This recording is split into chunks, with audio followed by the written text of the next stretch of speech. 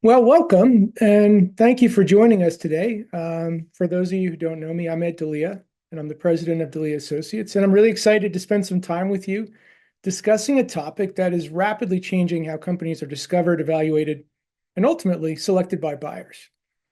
Before we get started, though, if any questions do come to mind during the conversation and during our presentation, please either drop them in the chat or you can jot them down, and I'll leave some time at the end of this conversation for more discussion. Just remember, we'll always also be sending everybody a recording of today's webinar along with our AI Executive Action Guide so you can revisit the material and also share it with your team. So today we're going to be exploring a simple but increasingly important question. What is AI saying about your company before prospects even contact you? Because whether we realize it or not, that conversation is already happening. So a little bit about me. For those of you who don't know me, I grew up around D'Elia Associates, which is a company my dad founded back in 1964. So I'm a second generation business leader. Helping B2B companies grow has been really part of my life for as long as I can remember. And I think if I look back, my first official business task here at D'Elia Associates was probably the age of 5. So I've been here for a while. But I didn't officially join until 1995 and have now spent the last 3 decades working with B2B companies, representing virtually every category, and most of them being family governed. I'm also the host of the Growing Up B2B podcast, and where we've had the privilege of speaking with over 100 leaders from family-owned and family-governed companies. And those conversations, truthfully, have become the foundation for much of today's presentation because they revealed many interesting insights about how enduring companies and businesses create value.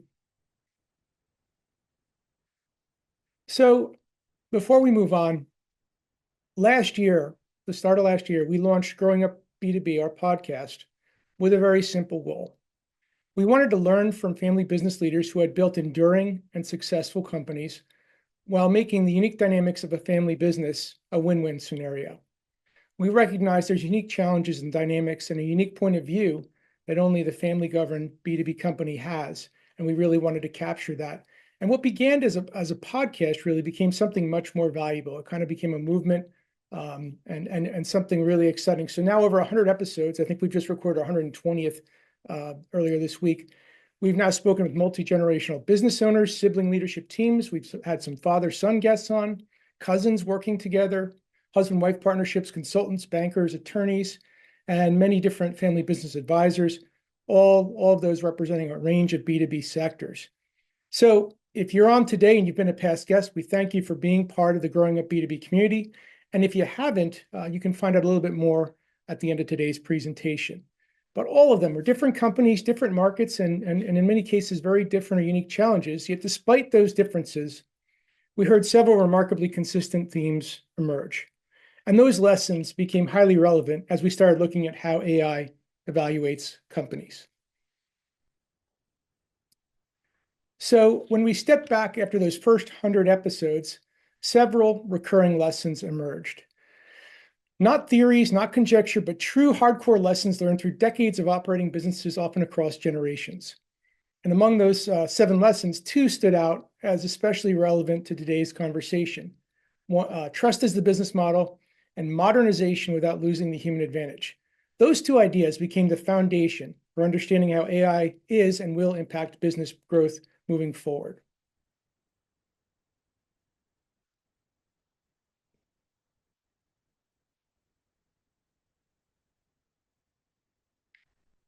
Hold on.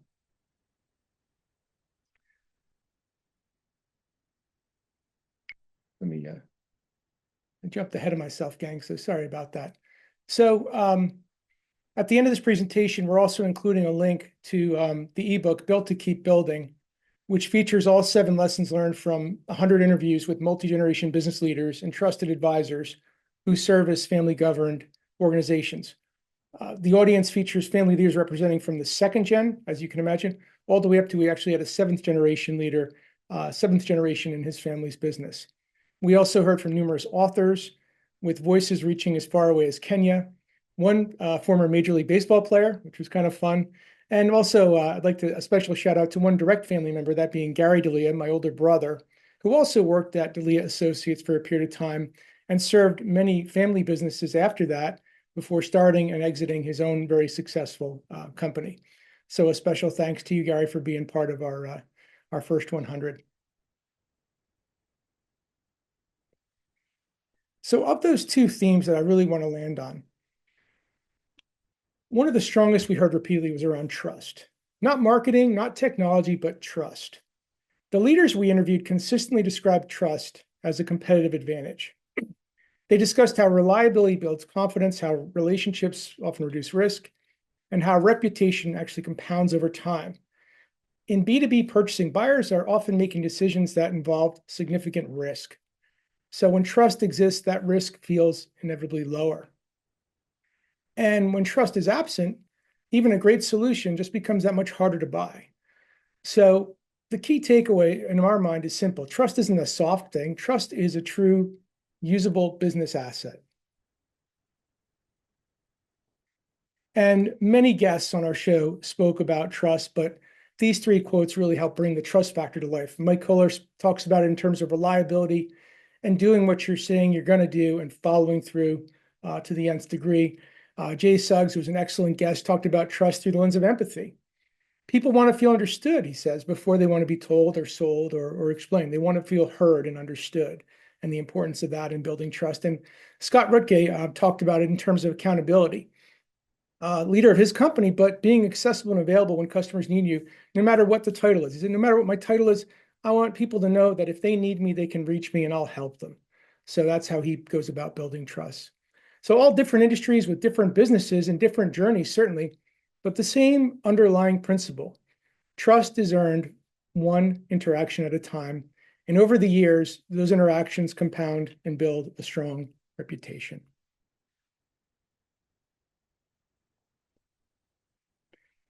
The other second major lesson learned centered around modernization, but modernization without losing that human touch. The leaders we spoke with were not anti-technology, far from it, but they viewed technology differently from how many people do today. They didn't see technology as a replacement for people, rather they saw it as a way to empower people and make them more effective. So three themes emerged repeatedly. Technology should augment expertise, technology should be practical and usable, and technology should empower the people closest to customers. The best leaders viewed technology as an amplifier of human capability. And a couple of key quote takeaways here that really captured that well. Bobby Ring of Myron Depew, second generation, reminds us that AI may improve performance, but it doesn't replace what makes companies valuable. And Casey Bickhart emphasizes usability. He said, hey, technology would be great, but even the best technology fails if people don't adopt and utilize and implement it properly. And Humberto Rodriguez, another great guest, highlights the partnership between people and technology as being very symbiotic, and the two have to work in harmony to be truly effective. So this idea is important because today's conversation is not about AI replacing people. It's about understanding how AI influences discovery and decision-making by people. And those are two very different things.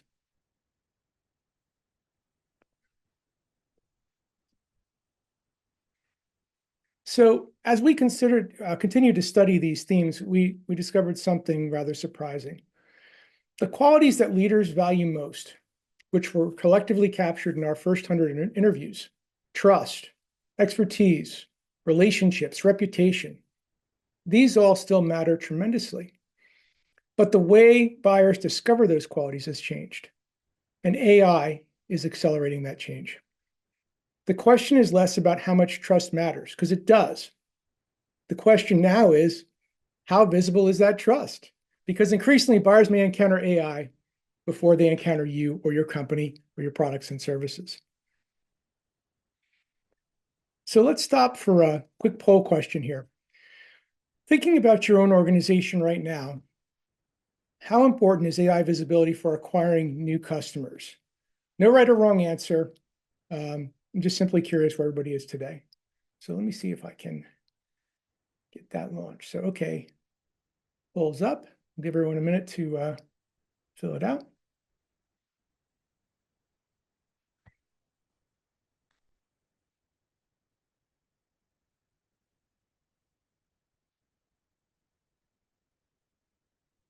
Okay.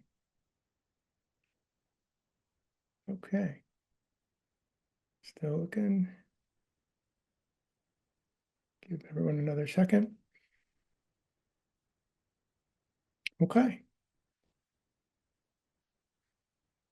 Critical and important. Okay, sharing the results now. So critical, important, interesting. We'll revisit that question later because many organizations are still trying to determine just how significant AI will become in the buying process, and certainly trust, major factor. All right, thanks everyone. Let me just get myself saturated. Okay, cool. All right. Okay. So speaking of trust, many companies that are on today, and many that we interviewed, we spent decades building trust, some generations. They built relationships, established reputations, became known in their industries. Today, however, a prospect can ask an AI platform a question and receive an answer in seconds. Think about that. Trust that took many decades to build, AI is now forming an initial opinion about you and your business almost instantly. It doesn't mean that AI is replacing trust, but it does mean AI is now becoming one of the first interpreters of that trust. And that's an important distinction to understand. We've been saying for many years, the buyer is in control, and that process started some 20 years ago. And we really need to recognize that this has already changed. So 20 years ago or further, it was often in the B2B arena, sales teams, professional salesmen and salespeople controlled the information. Buyers often depended on suppliers and vendors to educate them about what's new, what's different, and how to solve their problems. But today, buyers control the information access. And that's been happening across the span of the last 20 years. They have access to websites, Google, LinkedIn, reviews, videos, industry media, peer recommendations. By the time many prospects speak to a sales representative, they've already completed substantial research. In many cases, they're entering the conversation with a well-established point of view of what they already need. So much different than it was some years ago. And AI is kind of changing the game again.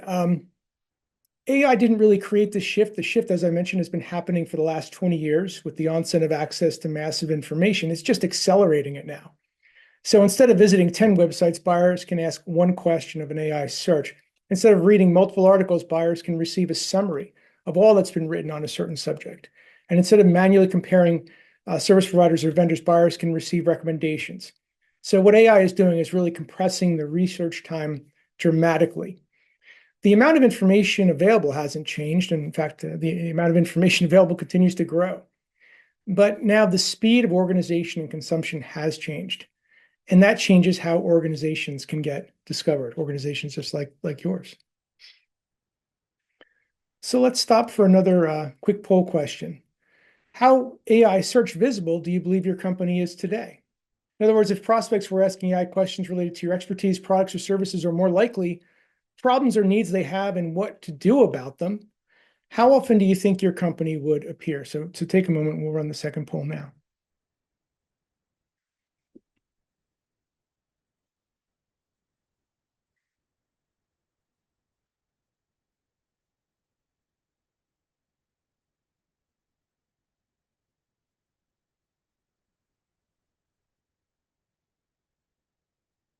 Okay.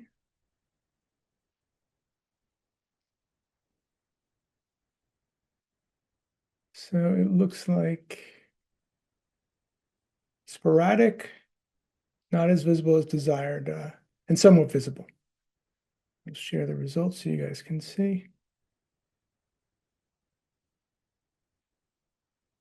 Thanks, everybody. And so reason I asked that question is that in many circles, leadership teams haven't really tested this yet. And when they do, the results are often surprising. And what the data is telling us is that 67% of buyers prefer a rep-free experience, a rep-free buying experience. And at least for part of their journey. And at the same time, AI-generated search experiences are becoming increasingly common. So the implication is important there. The first sales call often happens before your sales team is even involved. Prospects are gathering information, forming opinions, and narrowing options before anyone from your organization knows they're even looking at you. And if you're not showing up in AI-related search, you may not even make it into their consideration set. So the traditional buy, and so what we really have is a bit of a new buying journey going on here. So the traditional, historically, the journey looked very familiar. There's a referral, a website visit, a sales conversation, maybe a proposal, and then ultimately coming to a decision. So today, AI frequently enters the process much earlier. In many cases, AI appears at the front of that chain. So before any referral or discussion, before a sales conversation, certainly the evaluation process begins before companies even know that they're being evaluated. And that's why AI visibility matters today, not because AI replaces sales, but because AI increasingly influences who gets invited into the sales process in the first place. You may be basically discounted just because you're not showing up, and you're just therefore not in the consideration set when somebody is, just because they had greater AI visibility. So that really brings us to the central question of today's webinar. What is AI saying about your company before prospects even contact you? Notice that this isn't a conversation about whether AI is good or bad. It's not about hype. It's not even about whether AI will continue to evolve. The question is simpler. When a prospect asks AI about your challenges or needs related to your products, services, expertise, or industry, what's showing up? What is that prompt tendering? Whether we participate or not, AI is already helping buyers gather information and form opinions about our companies. And increasingly, those opinions influence who makes the list, let alone the short list.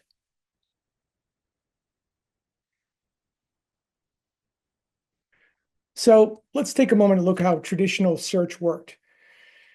A buyer starts with some sort of a question. Who can help me with this? How do I get a solution for that? We're having this problem. And who can provide insight or guidance, or who can solve it? Google provides links. Okay, the buyer then goes through the links and starts to research information. And based on that, they start to form an opinion. And they build a short list of companies who they might engage in discussion with.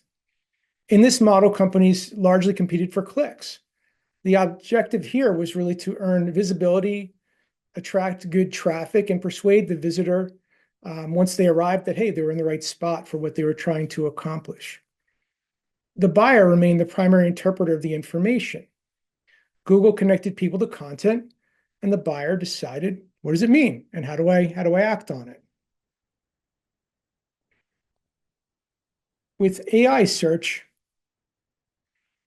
the buyer still begins with a question, which we often call now a prompt, but now AI reviews that information first. AI summarizes what it finds. AI now develops an interpretation or maybe even reframes their original question. The buyer now reviews the AI-generated response, and that extra step, in our minds, changes everything. The machine is now acting as the intermediary. It doesn't simply point people towards information. It's actually interpreting information before the buyer sees it.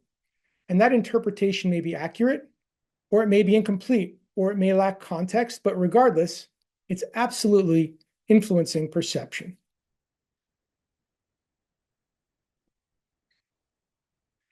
So what's changed? This is perhaps the easiest way to understand the shift.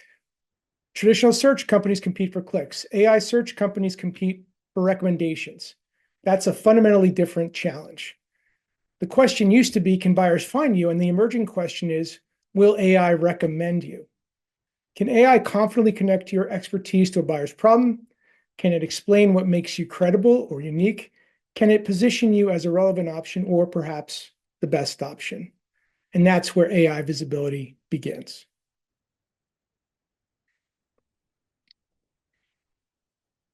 So again, looking at SEO versus AI visibility, traditional SEO still remains important. Ranking still matters, as does traffic, as do keywords.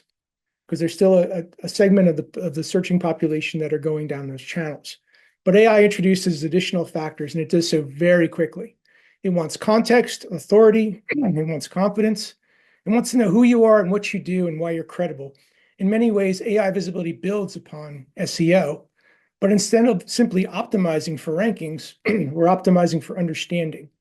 The goal becomes helping machines interpret your expertise accurately. And here's the challenge. AI doesn't tour your facility.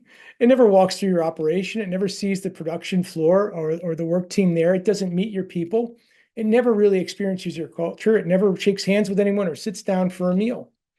It doesn't hear the customer stories. It doesn't witness decades of problem solving, and it doesn't experience your service firsthand.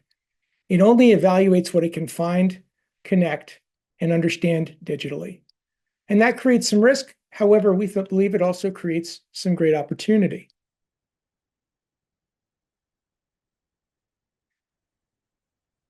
So getting back and revisiting the themes that emerged from our first 100 podcast conversations, the things that matter: trust, relationships, reputation, expertise, people, and legacy. These qualities and these discussions and these points appeared again and again. These are the assets that leaders consistently described as foundational for long-term success. And the interesting question becomes, how visible are these qualities in now an AI-driven world? How do we activate that? So this slide really illustrates what AI actually sees. It sees your website, your articles, reviews, directories, podcasts, videos, your schema. We'll talk about that in a bit, and third-party mentions. In other words, AI doesn't directly observe your company. It observes all the available digital content materials and signals about your company. And those signals collectively shape AI's understanding of who you are and what you do. The stronger and more consistent those signals become, the easier it is for AI to interpret your expertise, your company, and your capabilities accurately. So there are certain things that AI evaluates quite well, such as information, patterns, authority signals, published content. But there's also things that AI cannot directly evaluate: your character, integrity, stewardship, commitment, relationships. Those qualities exist inside organizations, and the challenge here is finding ways to communicate them through signals that AI can actually recognize. Because if those qualities remain invisible, they become very difficult for AI to incorporate into its understanding and therefore share. So this is really the heart of today's discussion. Trust still matters. Relationship still matters, and expertise still matters, as does leadership, as does legacy. None of that has changed. The challenge, folks, is really helping AI understand those qualities and helping machines recognize the evidence that supports trust and helping technology accurately interpret what makes your organization valuable. We have to find ways to make trust visible to AI or create what we're now calling machine trust, not for AI's sake, but really for the humans behind the prompts who are actively trying to solve a challenge or meet a need that perhaps your company or your capabilities can directly help them with.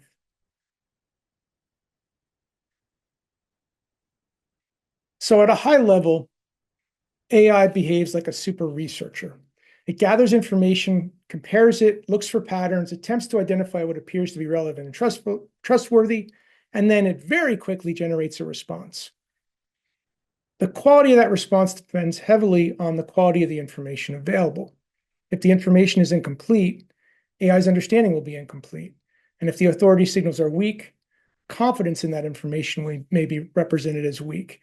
So quite simply, the better the inputs, the better the available content, the better the interpretation.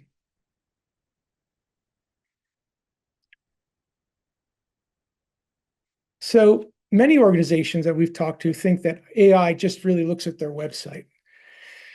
In reality, AI is pulling from a much broader range of assets. It evaluates certainly website, digital assets, or other online content. It also reviews publications, any other available third-party content. It looks at reviews.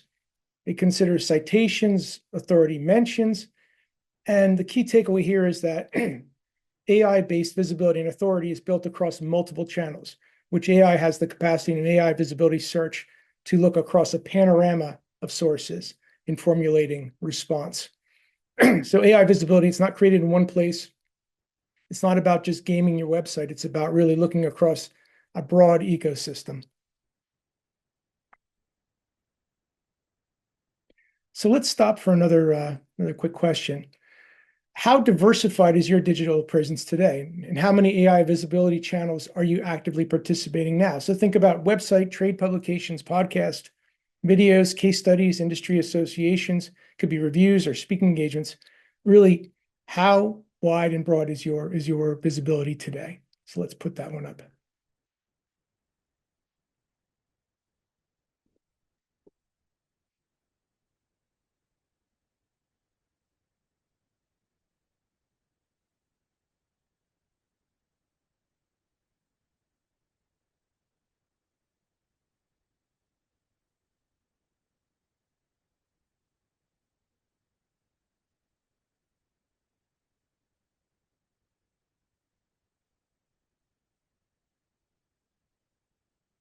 Okay, give it another few seconds here.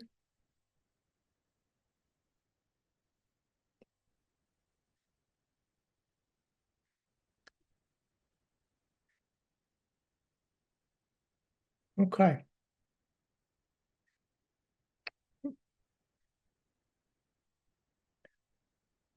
Okay, looks like the majority active in several channels, but identifying, hey, we could be doing more. And that's consistent with what we're seeing with a lot of companies too, active in one or two, but really AI is looking at and pulling from a much broader footprint. Great. Thanks, everyone. So I wanted to touch on a word I mentioned before, schema. So that word's been coming up a lot in terms of what that means. And people are like, what is schema? What does that mean? So the easiest way to think about it is it's labeling for machines. So in a very simple analogy, if you think of in the physical world, a filing cabinet.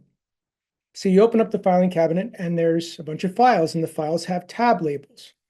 Well, the tabs on the files are the schema. Then when you open up the file, the information within the file is the content. So and AI functions very much like you would react to. Just imagine if you opened up a file and it was for ABC company, and the information in the file was either incomplete or worse, not there at all. So you wouldn't feel so good. And a lot of times when we do prompts and the information is light, you'll see that in the response. Hey, we think this company is the right, but you need to go gather more information because it's just not there.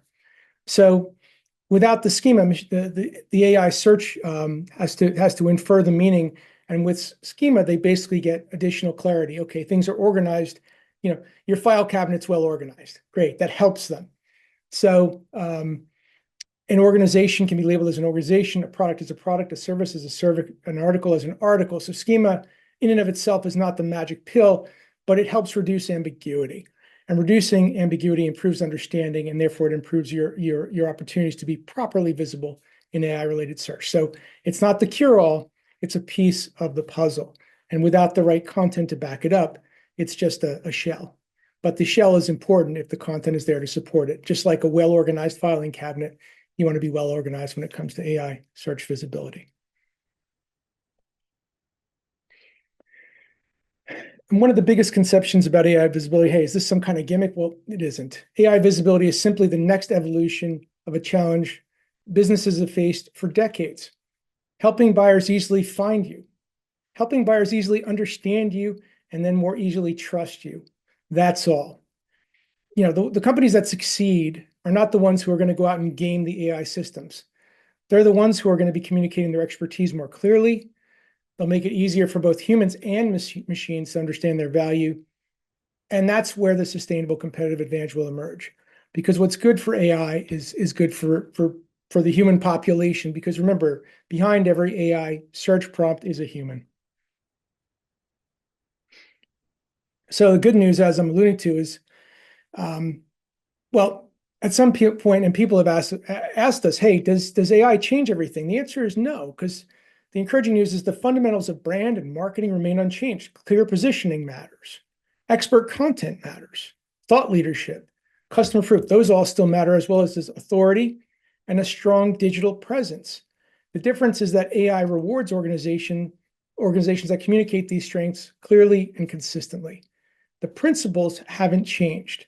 The visibility requirements have. So really, we're just playing on a new playing field, but the rules, the foundational rules of the game haven't changed. So that's the good news. Now, what doesn't work, every time we see a major technology shift, it creates a population of people looking for shortcuts. And AI is no different. But there are a number of approaches that just don't work well or won't work well in the long term. So keyword stuffing, mass producing generic AI content, or trying to manipulate the algorithms. These tactics may create some short-term activity, but they rarely create long-term authority. So gaming the system, not a good idea. And AI systems are becoming increasingly sophisticated at identifying genuine expertise versus manufactured visibility. So organizations that focus on quality, on substance, on meaningful messaging, on subject matter expertise that's genuine and authentic and real and true to their company, they're going to outperform any organization that's looking for the fast shortcut time and again. So what does work? Authority, clarity, consistency, demonstrating expertise and differentiation, relevance. Notice how none of these are technical tactics. These are all business fundamentals. Authority means becoming known for something. Clarity means making it easy to understand what you do. Consistency means reinforcing the same message across channels. Expertise means demonstrating knowledge. And differentiation, of course, means explaining why you're unique. And relevance means connecting your expertise to the questions buyers are actually and actively asking. These are the same principles we've heard repeatedly through 100 episodes of Growing Up B2B and beyond.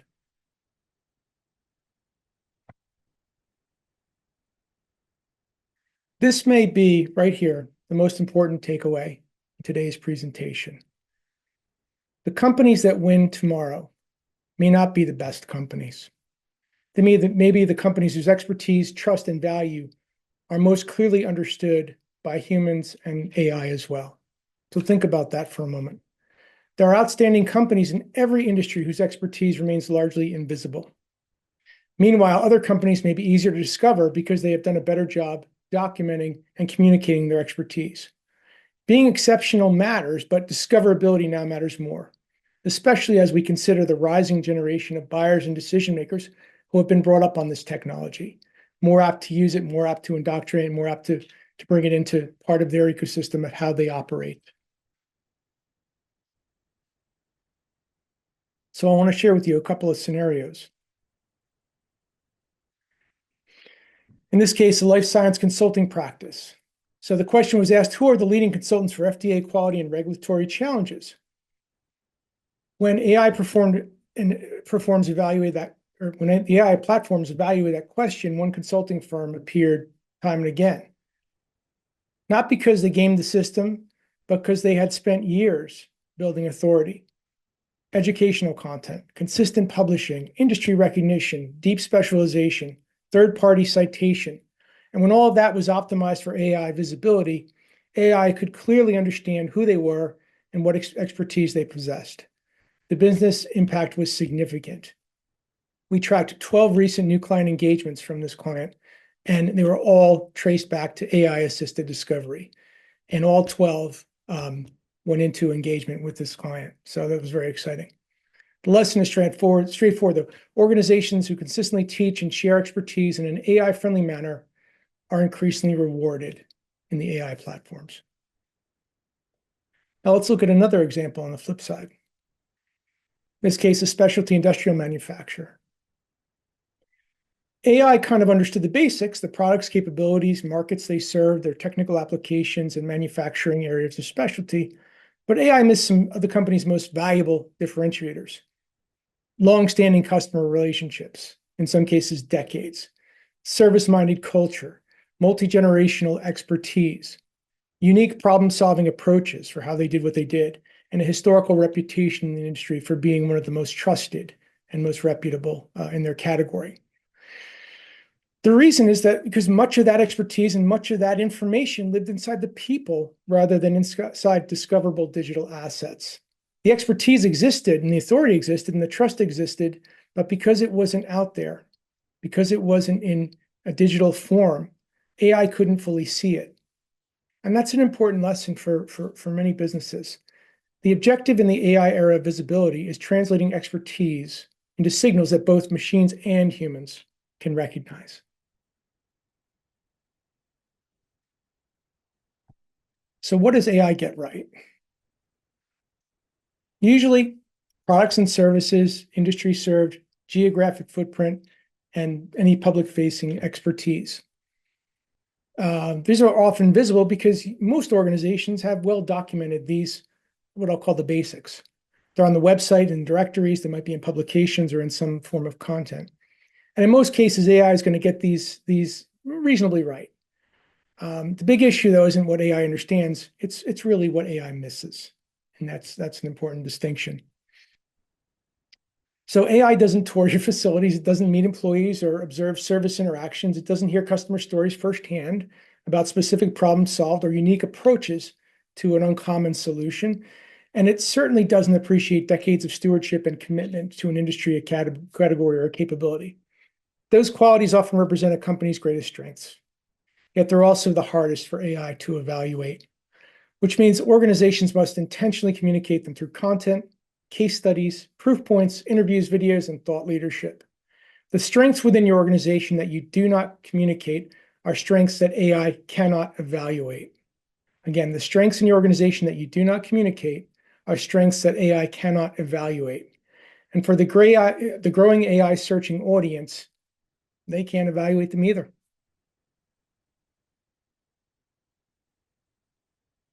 So let's look at a comparative here.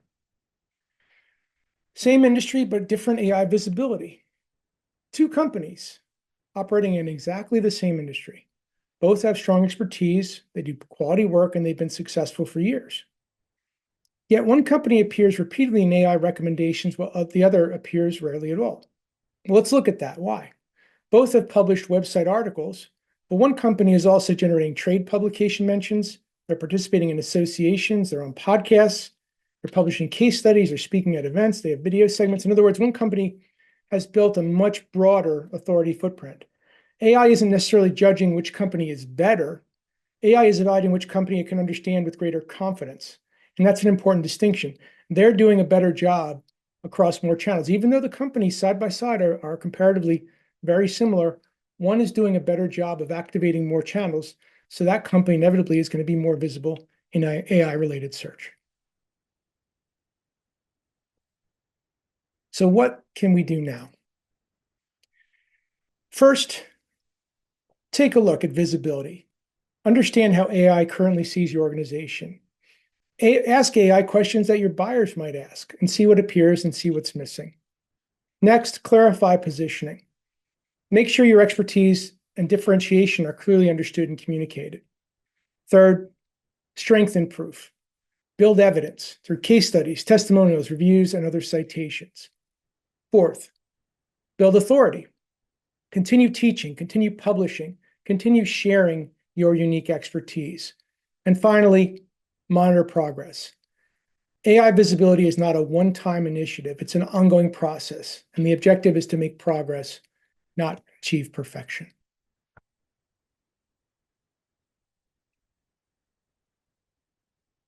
So where is all this heading?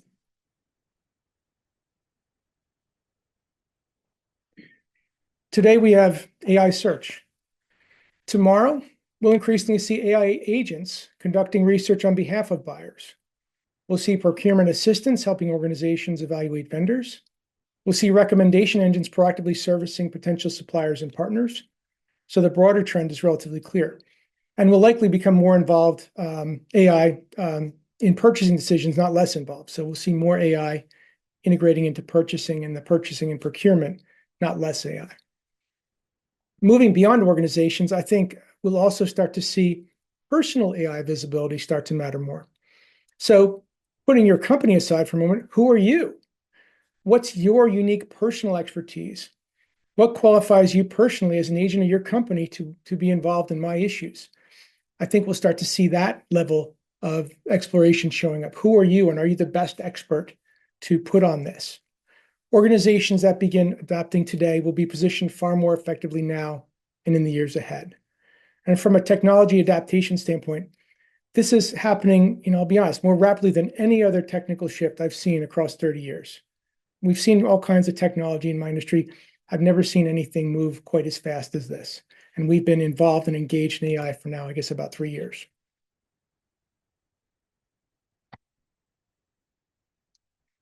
As we wrap up now, and begin wrapping up, let's come back to where we started. The principles that building enduring businesses have not changed, as I said: trust, leadership, relationships, stewardship, and expertise. Those principles remain every bit as important as they were 20, 30, 50 years ago.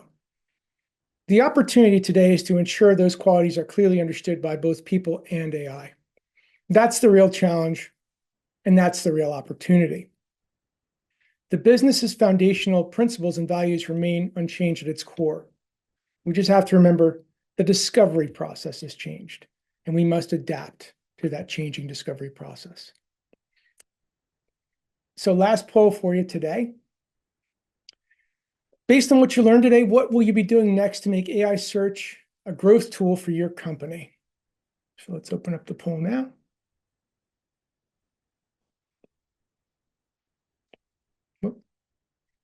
Okay. Take a moment.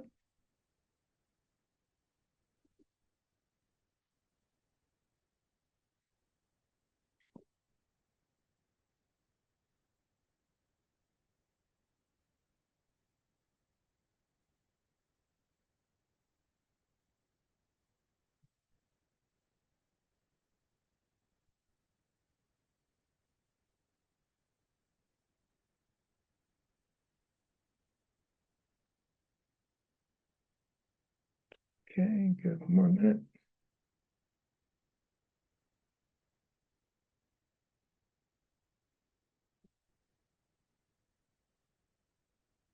Okay.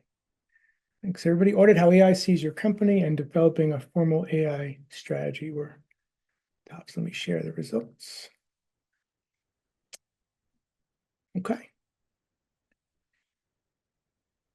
Thanks for sharing, everybody. And to start to wrap up here, if today's discussion has been helpful, there are 3 ways we can continue the conversation. First, for everybody that's been on today, you're going to be receiving our AI Executive Action Guide, some really good summary of key takeaways and practical recommendations for leaders and leadership teams. Second, if you haven't already, I'd encourage you to take us up on a complimentary AI visibility assessment. We'll help you examine what AI currently says about your company, what it understands well, and where opportunities exist to improve visibility and authority. A lot of people that have taken us up on that have really got some really powerful takeaways. So I'd highly encourage you to take us up on that offer. And last, feel free, if you want, join the Growing Up B2B conversation. Whether you're going to nominate a guest who's a multi-generation B2B leader, or share your own story. Perhaps you yourself who haven't been on our program yet have a great story to tell. We're always looking to learn from fellow family business leaders who have built enduring businesses, and we love your perspectives and your insights. And lastly, be sure to download our ebook, Built to Keep Building. It explores the 7 lessons. We went a deep dive on 2 of them that we thought are most relevant, but the 7 lessons after 100 episodes of Growing Up B2B, and a bit of a deeper look at all the themes we've touched on today. With that said, I'd like to thank you all for joining us. I appreciate your time and your participation and your willingness to explore this rapidly evolving topic with us. And the central question remains: what is AI saying about your company before prospects even contact you? The organizations that answer that question proactively will be in a much stronger position moving forward. So thank you very much for joining us today, and I'm happy to open it up for any final questions.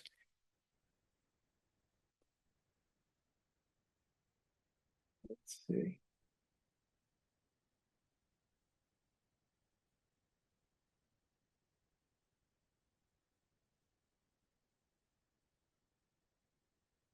Okay.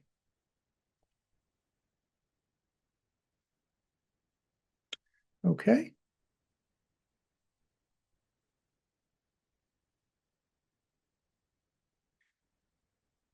That said, I want to thank you all again. So just to wrap it up, tomorrow you'll be receiving a recording of this presentation. You'll also be receiving the AI Executive Action Guide and a link to our ebook, Built to Keep Building. Also an opportunity for you to sign up for a complimentary AI visibility assessment for your company.